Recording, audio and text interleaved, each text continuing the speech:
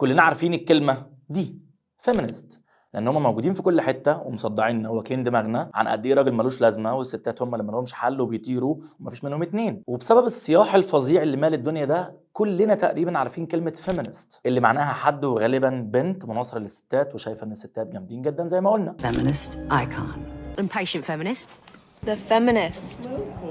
بس تعرف ان في كلمه زيها بالظبط بس بتعبر عن الرجاله اللي بتكره الستات؟ الكلمه دي هي دي misogynist.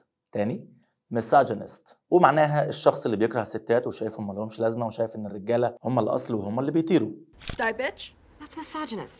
Trump's a misogynist. What about misogynists? Yes, they hate women. وطبعا زي ما قلت ان كلكم عارفين يعني ايه كلمه فيمينست، فانا متاكد ان قليل جدا منكم اللي عارف يعني ايه كلمه misogynist، او ممكن تكون اصلا اول مره تسمعها. وده ليه؟ عشان احنا مش بتوع صياح، عشان احنا ناس طيبين سالكين على الله ممشيينها كده بالحب. المهم اديك عرفت كلمه مع ان انا عارف ان احنا طيبين ومش هنستخدمها. misogynist، الشخص الكاره للستات. سلام.